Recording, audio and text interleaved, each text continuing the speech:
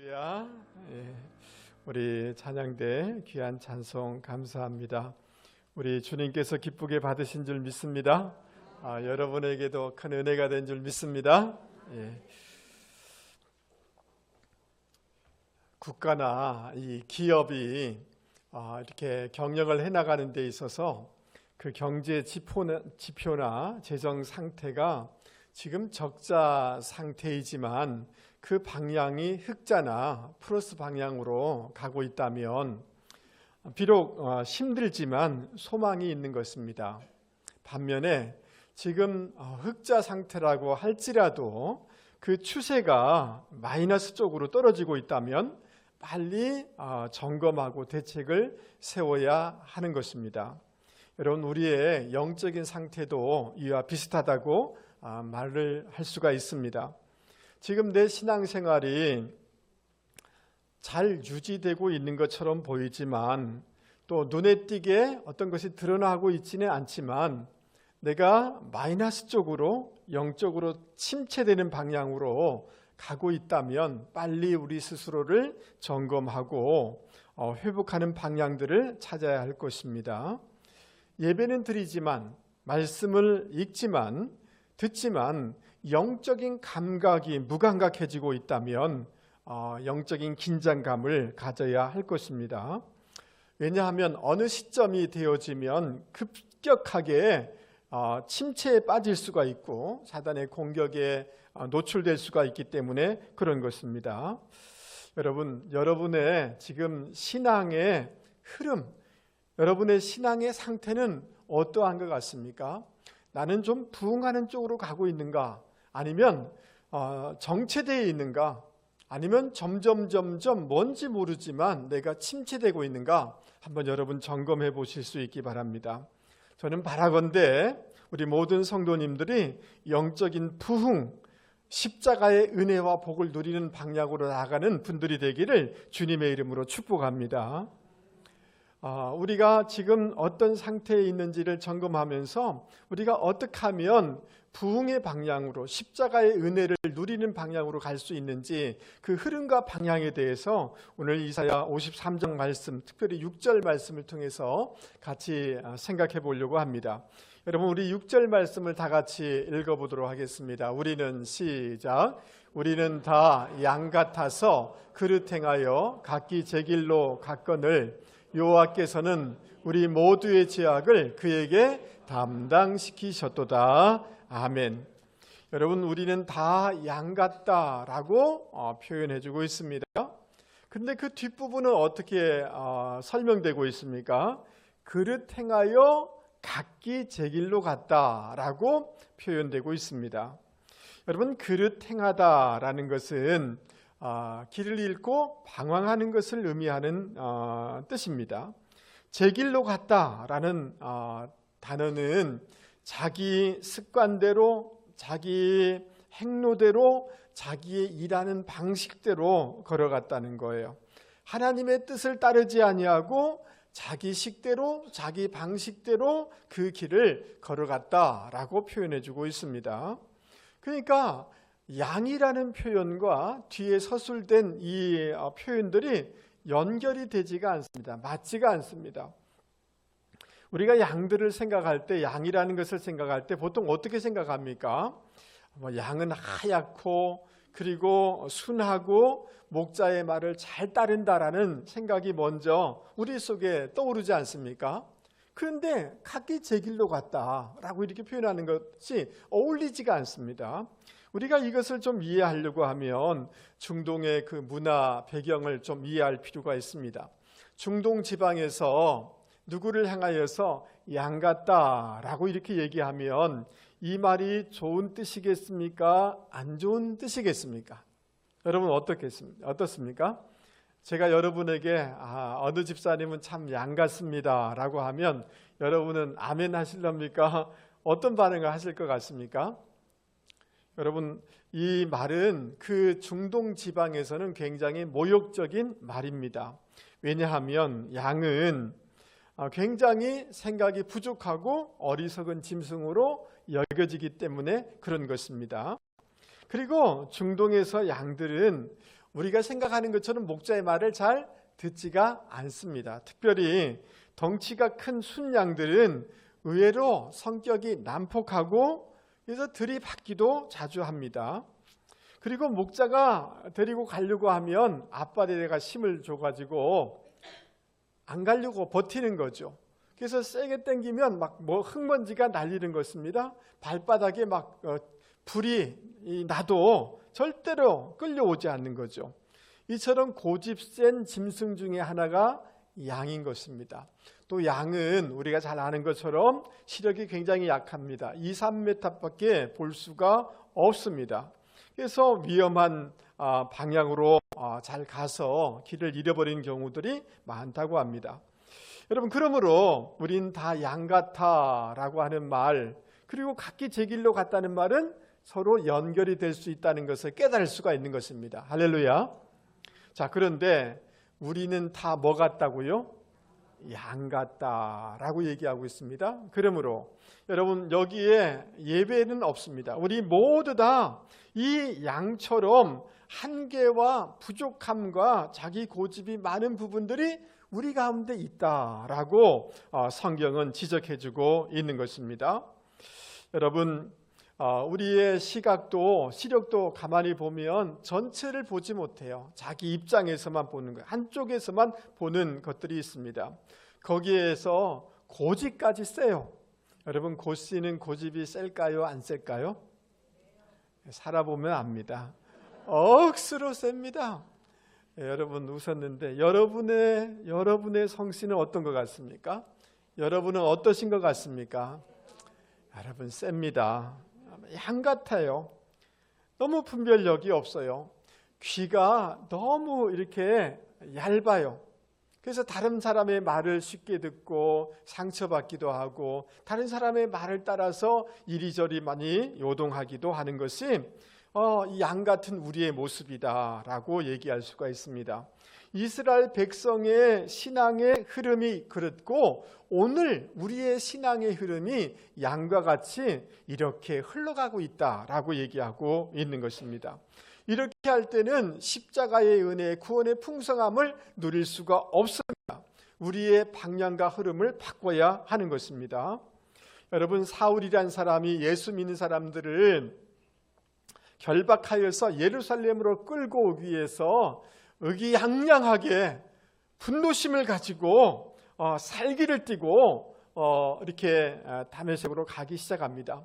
그러다가 강력한 빛을 만나게 되어지고 주님의 음성을 듣게 되어집니다. 사울아 사울아 내가 어찌하여 나를 박해하느냐라는 주님의 말씀에 그는 꼬꾸라지게 되어집니다. 그래서 그 아나니아가 안수해질 때 그의 눈에 비늘 같은 것이 벗겨졌다고 그랬어요. 그의 눈에는 자기의 전통, 자기 열심 이런 것으로 가득 가려져 있었던 것입니다. 그것이 벗겨질 때 주님이 보였고 다시 보이기 시작하였고 하늘의 세계가 보이기 시작한 것입니다. 다른 말로 얘기하면 자기의 시각, 자기의 삶의 방향, 자기의 인생의 목적과 비전의 방향을 바꿀 때, 주님의 뜻대로 바꿀 때 그는 하늘의 세계가 보였고 세계를 복음화시키는 위대한 사도가 될 수가 있었던 것입니다. 여러분, 하나님께서 아브라함을 찾아오셔서 말씀을 주셨어요. 뭘 줬다고요? 말씀을 주셨는데 그 말씀이 뭐냐 하면 너는 너의 본토 친척 아비 집을 떠나 내가 내게 지시할 그곳으로 가라. 방향을 바꾸라는 거예요. 너의 매너와 삶의 방식을 바꾸라는 거예요. 말씀의 방향으로 바꾸라는 거예요. 그렇게 할 때 그는 열국의 아비가 되었고 믿음의 조상이 될 수가 있었던 것입니다. 여러분, 세례 요한이 예수님이 오셔서 하신 일성이 뭡니까? 회개하라, 하나님 나라가 가까이 왔느니라 이렇게 말씀하였습니다. 우리의 생각, 우리의 삶의 방향을 바꿀 때 하나님의 나라가 우리 가운데 임하게 되는 줄 여러분 믿을 수 있기를 바랍니다. 할렐루야. 여러분, 몇 년 전에 독도 헬기장에서 응급 환자를 이송하기 위해서 헬기가 이렇게 이륙을 했는데 이륙하자마자 추락해서 7명이 이렇게 돌아가신 안타까운 일이 기사가 난 적이 있습니다. 여러분, 이 국토부하고 또 프랑스 이 항공회사하고 다 연구를 했는데 왜 이 헬기가 추락을 했는가? 이것을 조사한 이 결과는 뭐냐 하면 밝은 곳에 있다가 갑자기 어두운 곳에서 이륙하면서 하늘과 바다를 구분하지 못하여서 바다로 추락하게 됐다는 거예요. 여러분, 이전에 그 2011년 일입니다마는 제주도에서 우리 함정이 해양경찰 함정에 그 경찰 한 명이 굉장히 심각한 그 고통을 이렇게 호소를 해서 경찰 헬기로 이 사람을 태우고 하늘로 올라가게 된 것입니다. 조금 지나자마자 이 해경 헬기가 바다에 추락하게 됐습니다. 추락한 이유가 뭐냐 하면 깜깜한 밤인데 여러분, 저 멀리서 오징어 배 밤에 불 켜고 오징어 잡는 거 여러분 아시죠? 근데 온 세상이 다 캄캄한 거예요. 근데 불빛이 보이는데 이 헬기 조종사가 불빛을 하늘의 별이라고 생각한 거예요. 그러니까 하늘로 올라간다고 생각했는데 어디로 간 거예요? 바다로 간 거예요. 그래서 추락해서 탑승자 5명이 모두 죽는 이런 안타까운 사고가 있었습니다. 이 사고, 이러한 것을 뭐라고 얘기하느냐 하면 공간 정의 상실이다. 공간에 대한 정위치를 상실했다는 거예요. 공간 방향 감각 상실이다 라고 이렇게 얘기를 합니다. 여러분, 비행기 조종사, 헬기 조종사가 조종을 하다 보면 자주 비행 착각을 일으키는 겁니다. 여러분, 하늘도 파란색이고 바다도 파란색이잖아요. 근데 어떤 이렇게 인식할 수 있는 것들이 있으면 여기가 하늘이고 여기가 바다인 것이 구분이 되지만 인식할 수 있는 것들이 없으면 어디가 하늘이고 어디가 바다인지 순간 착각하게 된다는 거예요. 그래서 비행 사고가 나는 경우가 많이 있다는 거예요. 여러분, 비행기나 헬기를 조종하다 보면 10년, 20년 이상 쭉 하다 보면 베테랑 조종사가 되는 거예요. 그래서 보지 않아도 잘 하는 거예요. 그래서 자기 느낌으로 이 파일럿들은 이제 운행을 하게 되는 것입니다. 이때가 사고가 가장 많이 난다는 거예요. 여러분, 계기판이 아니라 자기 느낌으로 운행을 할 때 여러분, 여기에 위험성이 있는 것입니다. 그래서 이 비행기나 헬기 조종사들에게 계속 반복하여서 강조하고 훈련하는 것이 뭐냐 하면 너의 경험, 너의 느낌을 의지하지 마라. 계기판을 의지해라. 계기판을 바라보라. 이 훈련을 한다는 거예요.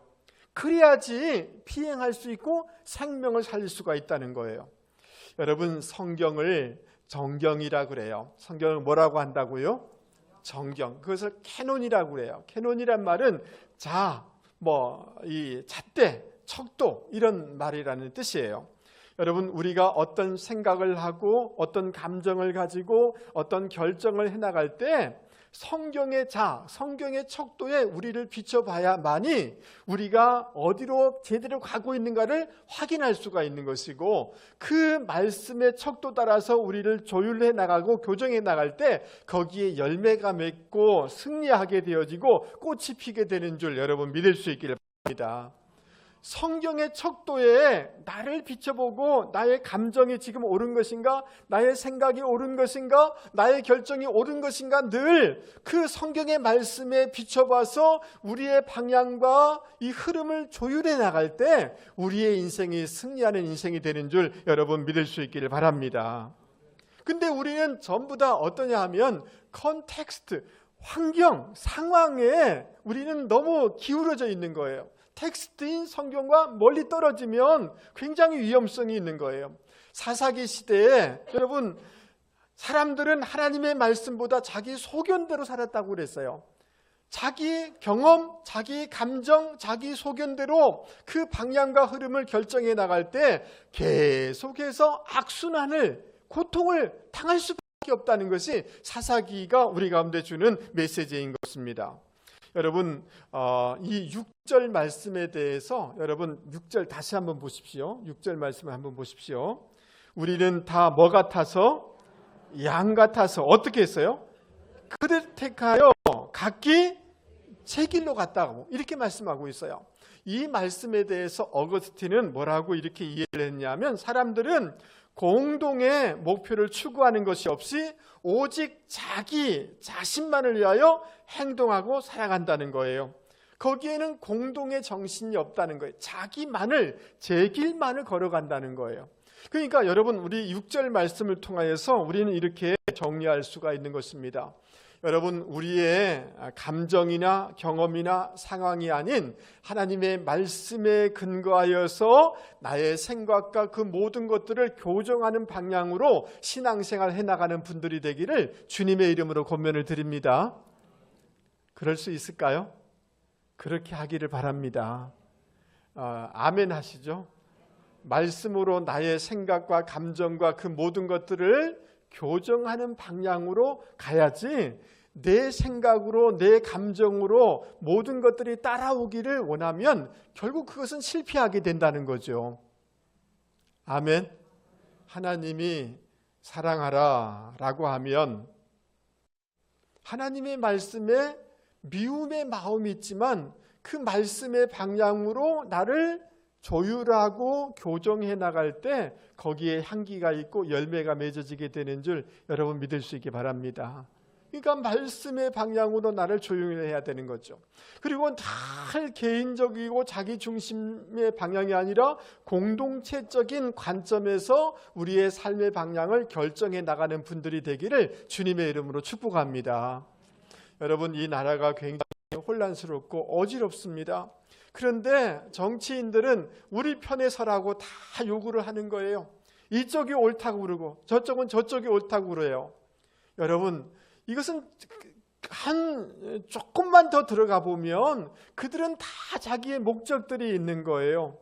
그 자기 정파적인 이런 생각이 아니라 이 조국이라는 공동체라는 관점에서 모든 것들을 정치인도 생각해야 되는 것이고, 우리의 모든 생각들도 이 조국 공동체라는 생각을 가지고 결정해 나가야 되는 줄 여러분 믿을 수 있기 바랍니다. 아멘. 그러니까 막 정치인들이 막 이래라 저래라 할지라도 여러분, 우리는 하나님 나라 관점에서 이 조국을 전체로 살리는 방향에서 생각하고 판단하고 결정해 나가야 되는 줄 여러분 믿을 수 있기 바랍니다.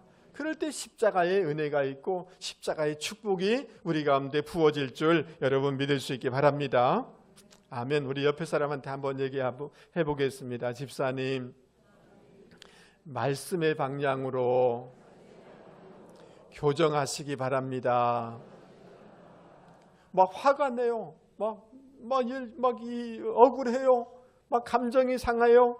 그러나 말씀이 여러분에게 말씀의 방향을 앞에 우리를 교정해야 되는 줄 여러분 믿을 수 있기 바랍니다. 그것이 신앙입니다. 참 신앙인입니다. 아멘 하시죠? 네. 두 번째, 여러분 6절 말씀을 다시 한번 보시기 바랍니다. 사람들은 각기 제 길로 갔지만 하나님께서는, 여호와께서는 우리 모두의 죄악을 그에게 담당시키소도다 라고 얘기하고 있습니다. 여기 주어는 여호와예요. 여호와께서는. 할렐루야.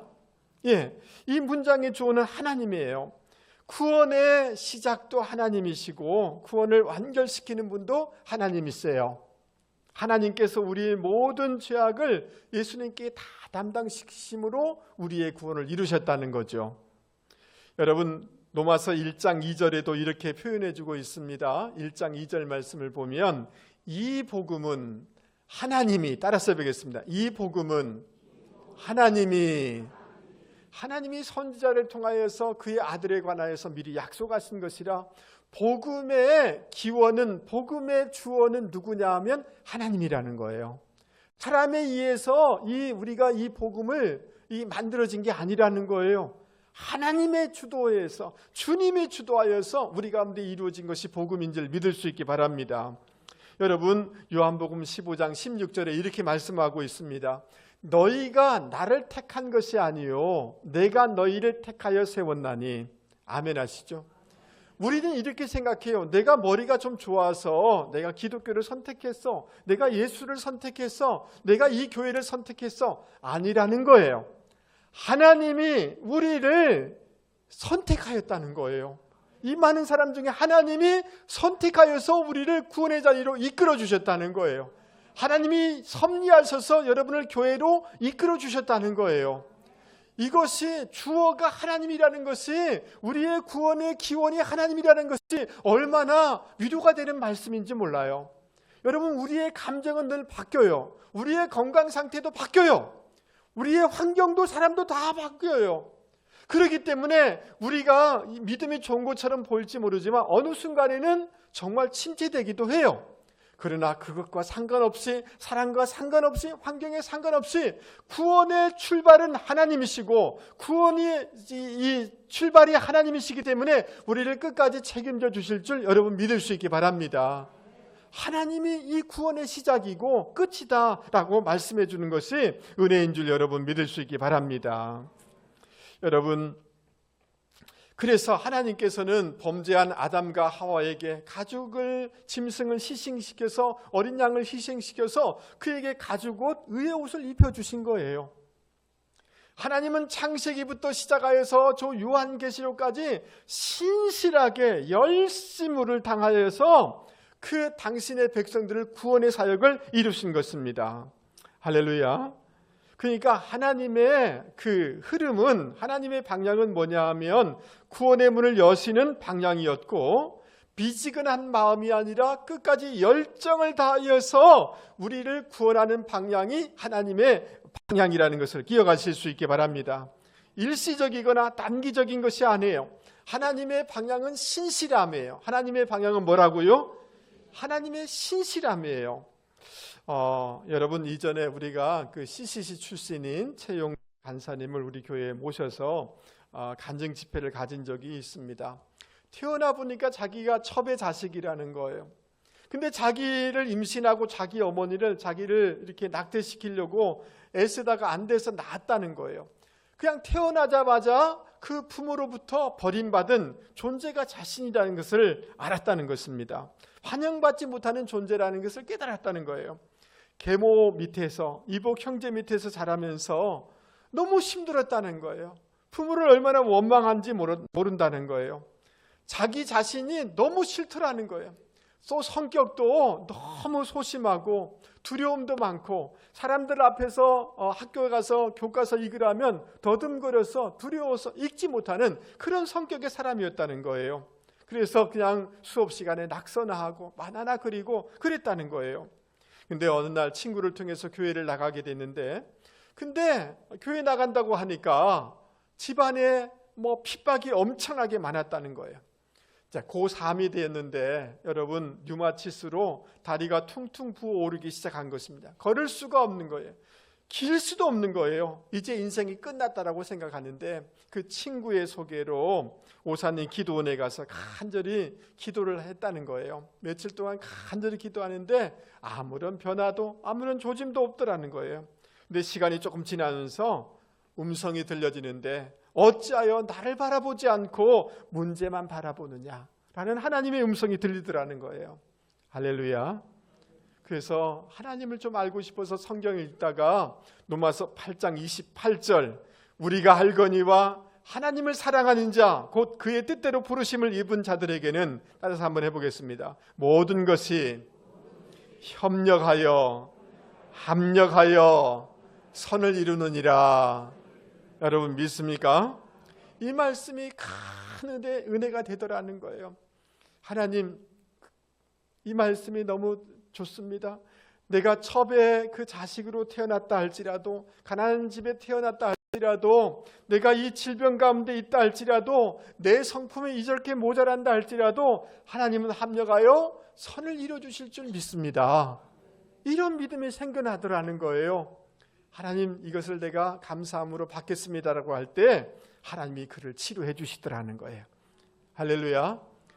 계속해서 참 하나님의 은혜를 경험하다가 찬양 사역을 하는데 어느 순간에 되니까 목에 무리를 해서 소리가 안 나는 거예요. 병원 가서 성대 결절 수술을 했는데 목소리를 잃어버린 겁니다. 결국 이 사람이 이 산속에 들어가게 되는데 6년 동안 벙어리로 살게 되는 거예요. 산속에 들어가서. 여러분 얼마나 절망적인 순간입니까? 아무도 다 잊어버리고. 그런데 끝까지 붙잡은 것은 하나님을 사랑하는 자에게는 합력하여 선을 이루느니라. 하나님 이 말씀을 제가 믿습니다. 근데 로마서 8장 28절 다음 29절에 보니까 하나님이 당신의 자녀들을 예수님의 형상을 본받기 위해서 예정했다는 거예요. 선택했다는 거예요. 그때 깨달아지는 게 하나님께서 이것을 통하여서 주님을 더 닮게 하여 주실 줄, 그렇게 닮게 하여 주실 것이라는 그런 생각이 들더라는 거예요. 아멘. 자기를 다듬기 위해서 이런 기간을 주신다는 생각이 들으니까 위로가 되더라는 거예요. 그러면서 주님이 음성을 들려주시는데 그것은 뭐냐 하면 나는 결코 너를 버리지 않고 떠나지 않는다. 아멘. 여러분 우리 주님은 결코 우리를 버리지 않고 떠나지 않은 줄 믿습니다. 그러면서 그 산속에서 자기가 소심해서 만화를 잘 그린다고 그랬잖아요. 찬미, 천, 1500 이 두꺼운 악보를 그곳에서 다 만들게 되어져요. 그래서 한국 전체 교회가 그 악보를 통해서 하나님을 찬양하는 놀라운 역사가 일어나게 되어져요. 하나님은 합력하여 선을 이루시는 분이신 줄 믿습니까? 하나님은 신실하신 분이신 줄 믿습니까? 그래서 지은 곡이 뭐냐 하면 오 신실하신 주라는 찬양이에요. 이 시간 이 찬양을 같이 한번 불러보려고 해요. 우리 방송실 온풍기를 좀 꺼주시면 좋겠습니다. 하나님은 한 번도 나를 실망시킨 적 없으시고 전주 한번 해주십시오. 우리 같이 한번 불러보겠습니다.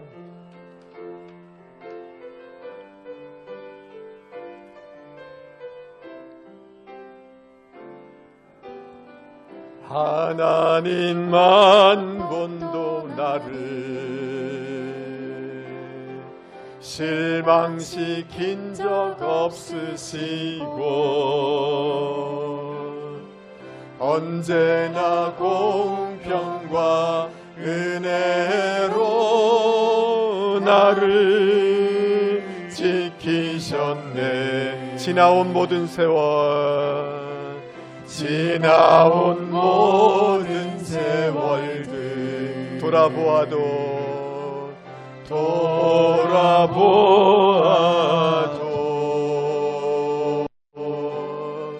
그 어느 것 하나 주의 손길 안 미친 것 전혀 없네. 오 신실하신 주, 오 신실하신 주, 오 신실하신 주, 내 너를 떠나지도 않으리라. 내 너를 버리지도 않으리라. 약속하셨던 주님, 그 약속을 지키사 이후로도 영원토록 나를 지키시리라 확신하네. 할렐루야. 하나님의 방향은, 하나님의 추세는, 하나님의 흐름은 식지 않은 열정이고, 아멘 하시죠? 예, 구원의 열정이에요. 그리고 열정으로 끝나는 게 아니라 신실함인 줄 여러분 믿을 수 있기 바랍니다. 여러분 이 신실에 대해서 성경을 찾아봤는데요, 고린도전서에 보니까 디모데가 신실했다고 그랬어요. 에바브라가 신실했다고 그랬어요. 여러분 두기고가 신실했다고 얘기하고 있어요. 에베소 성도들이 신실했다고 그러고 골로새 성도들이 신실하였다라고 말씀해주고 있습니다. 여러분 시브리서 13장 말씀에 보면 우리가 잘 아는 것처럼 예수 그리스도는 어제나 오늘이나 영원토록 통일하시니라. 한결같은 분이다. 신실한 분이다라고 말씀해주고 있습니다. 그래서 요한계시록 2장 10절에는 내가 죽도록 뭐하라? 충성하라. 그리하면 내가 생명의 관을 내게 주리라. Be faithful. 이 신실해라, 충성하라는 말은, 죽도록 충성하라는 말은 끝까지 신실해라 라고 말씀해주고 있는 것입니다. 그러므로 사랑하는 성도 여러분, 여러분의 신앙생활에 신실하실 수 있기 바랍니다. 아멘 하시죠? 네, 끝까지 어렵고 힘들지만 끝까지 신실하면, 열정을 가지되 끝까지 신실하면 놀라운 하나님의 은혜가 우리 가운데 임하게 될 줄 여러분 믿을 수 있기 바랍니다. 작심삼일에 신앙생활 하지 마세요. 하나님의 신실한 흐름처럼 우리의 방향과 우리의 흐름도 신실해야만 되는 줄 믿습니다. 여러분, 우리 청년들에게도 준비하는 것, 공부하는 것에 신실하실 수 있기 바랍니다. 끝까지 버텨내면 하나님이 열매를 주실 줄 여러분 믿을 수 있기를 바랍니다. 우리 옆에 사람한테 우리 잠에서 한번 깨우겠습니다. 옆에 사람 깨우면서, 집사님 신실하시기 바랍니다. 아멘. 여러분, 지금 기도했는데도 안 보여요. 그러나 기도에 신실하십시오. 하나님의 때가 되어지면 합력하여 선을 이루어 주실 것이고 응답하여 주실 줄 여러분 믿을 수 있기 바랍니다. 여러분, 6절 말씀에 보면 여호와께서는 우리의 무리의 죄악을 그에게 담당시키셨도다 라고 얘기하고 있습니다. 하나님께서는 우리의 모든 죄를 주님께 지우셨다는 거예요. 주님은 그 모든 짐을 당신이 담당하셨다라고 말씀해주고 있습니다. 할렐루야. 여러분, 이 십자가를 지는 것은 지옥의 고통을 짊어지는 거예요. 왜냐하면 죄의 대가가 지옥이기 때문에 그런 것입니다. 여러분, 이 짐을, 십자가를 지는 것은 불명예의 그 죄의 목록을 짊어지는 거예요. 여러분, 저를 한 번만 보세요. 우리는 정직하게 얘기하면 정말 교회를 다닌다고, 예수를 믿는다고 하면서도 시기 질투하고 미워했습니다. 심지어 가까운 가족에게도 저 나가서 죽기를 바라는 마음을 가질 때도 있었을 거예요. 여러분, 우리의 죄의 목록은 살인죄예요. 우리가 얼마나 음란한지 말할 수가 없어요. 간음은 영적인 간음뿐만 아니라 이런 간음의 죄가 우리 가운데 있는 거예요. 말할 수 없는 죄의 냄새들이, 죄의 목록들이 다 있는 거예요. 여러분, 어느 날 저에게 사람이 누명을 씌워가지고 제가 살인을 했다고, 제가 어떤 죄를 지었다고 이렇게 하면 저는 여기서 벌쩍 뛸 거예요. 나 그런 죄 안 지었다고 그러지 않겠습니까? 근데 주님께서 우리가 지은 모든 죄와 죄의 대가와 죄의 목록들을 당신이 다 가져가셔서 당신은 불명예를 지시고 우리는 자유를 주셨다는 거예요. 그것을 담당해 주셨다는 거예요. 십자가 져 주셨다는 거예요. 할렐루야. 차별적으로 이 십자가를 지는 방향으로 나아가신 것입니다. 그래야만 우리가 노예에서 자유할 수 있고, 그래야만 죽음에서 자유할 수 있고, 그래야만 모든 문제 가운데서 해결될 수 있기 때문에, 우리의 저주와 가난의 문제가 해결될 수 있기 때문에 주님은 당신이 이 십자가를 당신이 담당하셨다는 거예요. 그러니까 주님의 그 삶의 흐름과 방향은 십자가 지는 쪽으로 가신 것입니다. 할렐루야. 근데 그 주님이 이렇게 말씀하셨습니다. 누구든지 나를 따라오려거든 자기를 뭐하고? 부인하고 무엇을 지고? 자기 십자가를 지고 나를 따를 것이니라 라고 말씀해주고 있습니다. 그러므로 여러분, 오늘날 많은 신앙인들은, 이 흐름들은 희생하지 마라, 헌신하지 마라, 주변에서 그렇게 조장을 해요. 그것은 옳은 것이 아니에요. 여러분, 베드로가 주님에 대해서 신앙 고백을 하여 주는 그리스도요 살아계신 하나님의 아들이십니다라고 고백했지 않습니까? 그 말을 듣고 주님이 너무 기쁘신 거예요. 그리고 난 후에 주님이 십자가 지실 것을 얘기하니까 베드로가 안 됩니다, 십자가 지시면 안 됩니다라고 할 때 주님이 그 베드로를 향하여서 뭐라고 얘기합니까? 사단아, 내 뒤로 물러가라 했다는 거예요. 여러분, 십자가 안 지는 것은 사단적인 생각이라는 거예요. 아멘 하시죠? 여러분, 제가 청년 시절에 읽었던 책 중에 맹의순의 삶을 그린 내 잔이 넘치나이다 라는 이런 책이 있어요. 정연희 권사님이라는 분이 쓴 책인데요. 여러분, 이분은 평양 장대현 교회에 그 맹관호 장로님의 아들로 태어났어요. 신학을 공부하고 우리 교단에 그 남대문 교회가 있는데요. 이제 손윤탁 목사님 지금 심우하고 계신데요. 여기 중고등부를 아주 부흥한 그런 사역자였습니다. 근데 6.25가 터지자 학생들과 함께 남쪽으로 피난 오다가 인민군에게 사로잡히게 되었습니다. 온갖 고문과 핍박을 다 당했지만 신앙을 저버리지 않습니다. 그리고 남쪽으로 오다가 이번에는 미군에게 인민군 그 폐장병으로 오인되어서 거제도 포로 수용소에 잡히게 되어집니다. 너무 억울하죠. 근데 그 불평하기보다 그곳에서 오히려 전도하고 하나님의 사랑을 전하는 기회로 그는 생각하게 되어져요. 할렐루야. 그래서 그 거제도 포로 수용소에 광야교회를 세워서 열악한 환자들 돌봐주고 복음을 전하고 그 중에서 가장 열악한 그 포로 수용소가 어디냐 하면 중공군들 포로 수용소가 가장 열악했다는 거예요. 그곳에 들어가서 그들을 위해서 헌신하고 수고하다가 27살에 하나님의 부름을 받게 되어집니다. 여러분, 중공군 포로 환자들이 그때 보낸 편지를 제가 잠시 읽어드리려고 해요. 여러분 한번 들어보세요. 포로의 옷을 입은 그가 미국 군의 군과 함께 우리 병동을 찾아오던 초기 우리는 그를 경멸하고 무시했습니다. 그러나 그의 얼굴은 늘 온화했고 그의 행동은 희생정신으로 언제나 꾸밈이 없었습니다. 우리는 무엇인가 대해서 몹시 화를 내고 있던 사람이었습니다. 전쟁에 대해서 전장에 보낸 시들이 누구인지 모르지만 그들을 죽도록 원망했습니다. 그러나 우리에게 맹 선생은 십자가의 도를 가르치기 시작했습니다. 글씨를 전혀 모르는 사람들에게까지 일일이 글씨를 가르쳐주며 찬미가를 불러주고 나무 십자가를 안고 다니며 그 뜻을 성심껏 전해주셨습니다. 새벽 1시, 2시면 늘 병동으로 오셨습니다. 중환자들이 극심한 고통에 짓눌리는 그 시간에 선생은 고통을 다스리는 천사로 우리들 앞에 오시는 것이었습니다.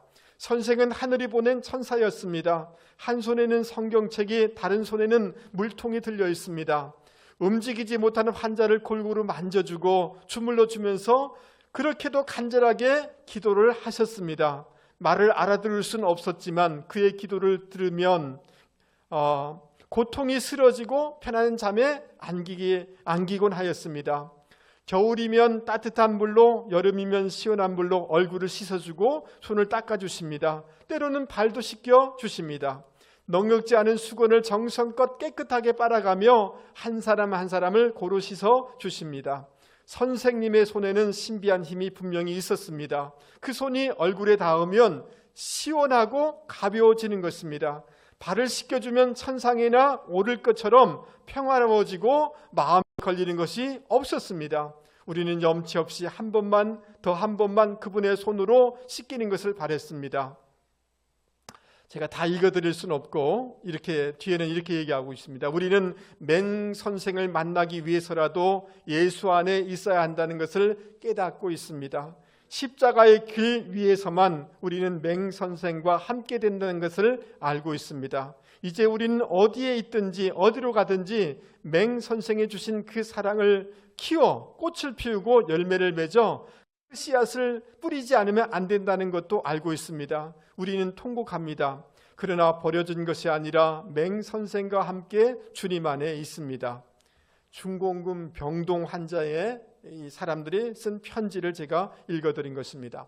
여러분, 자기 몸을 거스르는 것도 어려운데, 자기 몸을 추스리는 것도 어려운데, 여러분, 억울한 삶의 자리인데 오히려 그곳에서 십자가 지는 방향으로 그분이 살 때 그곳에 하나님 나라가 임했다는 거예요.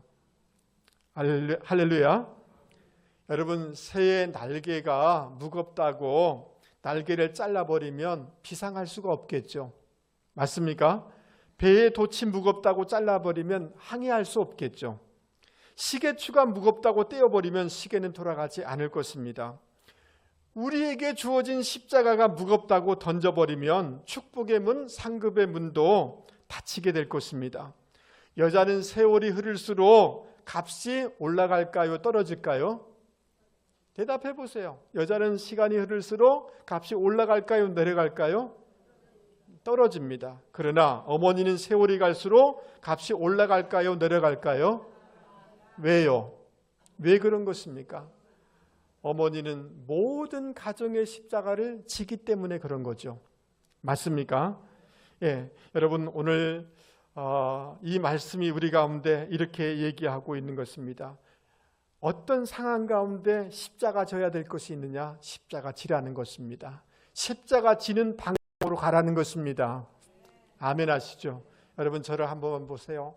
자녀들을 돌보는 것 쉽지 않습니다. 그러나 자녀 때문에 십자가 질 것이 있다면 십자가 지라는 겁니다. 아멘 하시죠? 여러분 저를 보시죠. 여러분의 남편 때문에 힘들어하는 분들이 계실 거예요. 정말 힘들어해요. 저한테 상담하러 오면 답은 분명합니다. 목사님 힘들어요. 제가 뭐라고 대답해 줄까요? 저의 대답이 아니에요. 성경이 하나님이 너 가정에 십자가 있냐? 십자가 지는 방향으로 가라. 아멘 하시죠? 직장에서 힘든 것이 있을 거예요. 교회 생활하면서 왜 힘든 것이 없겠어요? 때로는 상처가 있고 어려움이 있을 거예요. 그때 주님 앞에 주님 제가 이 십자가 질까요 말까요? 주님의 분명한 답은 뭘까요? 주님의 분명한 음성은 뭘까요? 십자가 지라는 겁니다. 아멘 하시죠? 십자가 지는 쪽으로 걸어가면 반드시 하나님이 십자가의 은혜를 주시고 갚아주시고 향기나게 하고 존귀하게 하고 원수의 목전에서 상을 베풀어 주실 줄 여러분 믿을 수 있기를 바랍니다. 여러분 운동 경기의 흐름이 중요해요. 뭐가 중요하다고요? 흐름을 타는 게 중요해요. 영적인 것도 마찬가지입니다. 흐름이 중요해요. 방향이 중요해요. 여러분 편안함과 게으름과 부정적인 흐름을 타서는 안 되는 줄 믿습니다. 말씀에 의해서 늘 나의 삶을, 감정을, 결정을 조율하는 방향으로 나가실 수 있기 바랍니다. 아멘. 목사님 저 사람 정말 미워요 라고 하면 제가 뭐라고 얘기할까요? 성경은 뭐라고 얘기할까요? 말씀이 여러분에게 양심 속에서 얘기하면 하나님 정말 싫지만 그래도 내가 먼저 손 내밀려고 애를 쓰겠습니다. 말씀의 방향으로 조율하는 분들이 되기를 주님의 이름으로 축복합니다. 그 어떤 명분도 어떤 합리화도 옳지 않습니다. 말씀의 방향으로 우리를 조율해 나가야 되는 줄 여러분 믿을 수 있기 바랍니다. 아멘. 여러분 다른 어떤 것보다도 그래서 기도와 말씀의 이 흐름을 탈 수 있는 저와 여러분이 되실 수 있기 바랍니다. 정말 그래야만이 우리가 비상할 수 있게 되는 줄 여러분 믿을 수 있기 바랍니다. 하나님의 그 흐름은 뭐냐 하면 신실함이에요. 그러므로 여러분 우리의 흐름도 우리의 방향도 신실함으로 가실 수 있기를 바랍니다. 아멘. 놓고 싶어요. 그러나 신실하게 버티십시오. 우리 옆에 사람한테 한 번만 더 얘기하겠습니다. 집사님 신실하게 버티십시오. 그러면 반드시 열매가 맺어지게 될 줄 믿을 수 있게 바랍니다. 여러분 십자가 져요 말아요? 여러분 오늘 제가 몸이 너무 피곤하고 오늘 어떤 집사님이 나를 마음 상하게 해가지고요 오늘 예배 오고 싫었어요. 설교하기 싫었어요. 그래서 누군가에게 선배 목사님한테 목사님 제가 오늘 주일 예배 안 갈 거예요. 마음 상했어요. 아유 집사가 힘들게 했어요. 그러면 그 목사 선배 목사님이 저한테 뭐라고 얘기할까요? 아 이 사람 당신이 담임 목사인데 담임 목사가 주일에 안 가면 어떻게 해? 예배는 어떻게 진행되는 거야? 이렇게 얘기하는 것이 정상이잖아요. 맞아요? 나 힘들어요. 남편 때문에 힘들어요. 아이들 때문에 힘들어요. 뭐 때문에 힘들어요? 라고 할 때 주님은 그래 안다. 너 참 고생 많다. 그래도 십자가 지는 방향으로 가거라 라는 것이 주님의 음성인 줄 여러분 믿을 수 있게 바랍니다.